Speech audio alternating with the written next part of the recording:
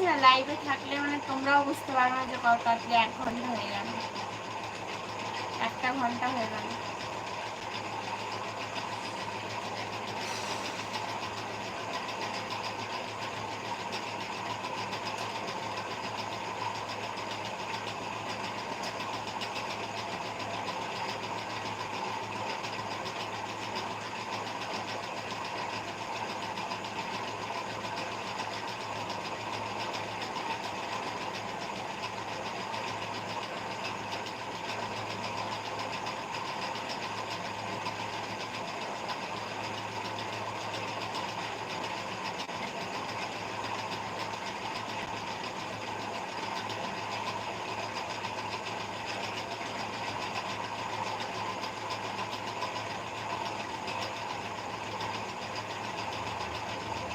এই কুর্তিটা পরে বেশি গরম করছে, একটা হাতটা সুতি ধরনের কুর্তি।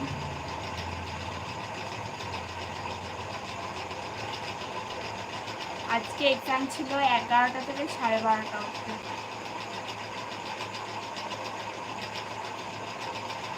থ্যাংক ইউ, অনেক থ্যাংক ইউ। আজকে 11 থেকে 12:30 ছিল, কালও ছিল, পরশুও তাই ছিল। পরশু, হ্যাঁ পরশু তাই ছিল। তার আগের দিন ছিল 10টা থেকে 12টা অবধি, 2 ঘন্টা ছিল শুধু। আর এই 3টে ছিল এমআর শিটের, সেজন্য টাইম কম ছিল, 1.5 ঘন্টা। আর যে ফার্স্ট দুটো যে এক্সাম ছিল বাংলা সংস্কৃত, ওইগুলোর টাইম ছিল 3 ঘন্টা করে।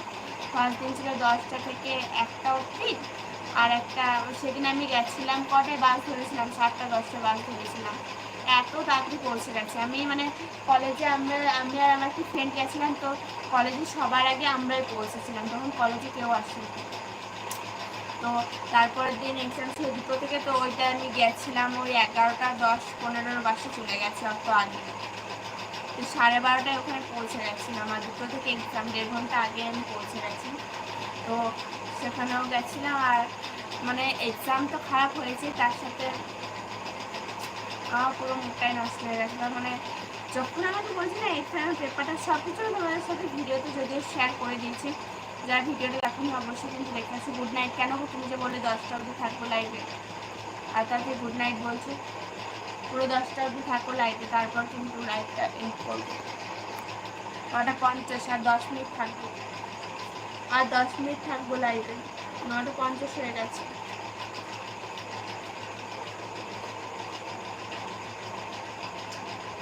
নটা 50 হয়ে গেছে, আর 10 মিনিট থাকবো লাইভে।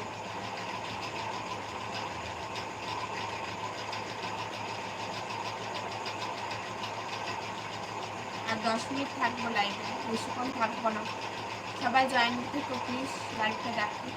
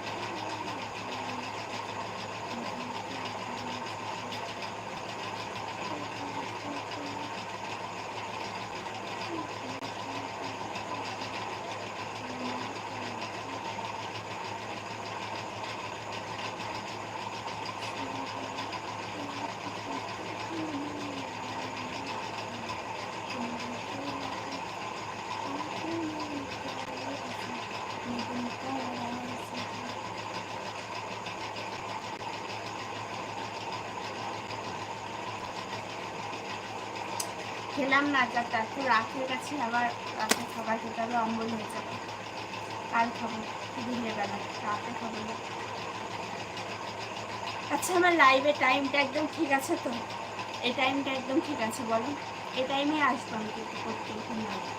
আর এই টাইম থেকে আমি শুরু করছি। আসলে অন্য টাইমে যা দেখো তা সবাই অফিস থাকে, আর থাকে, তো অনেকে অন্য টাইমে জয়েন করার, তখন অফিস সবাই ছুটি হয়ে যায়, চলে আসে সবাই বাড়ি। তো সেই জন্য এই টাইমটা আমি সিলেক্ট করেছি। আশা করি এই টাইমে সবার কারোর প্রবলেম হবে না কোনো, এই টাইমে সকলে ঠিক হবে লাইভে এলে।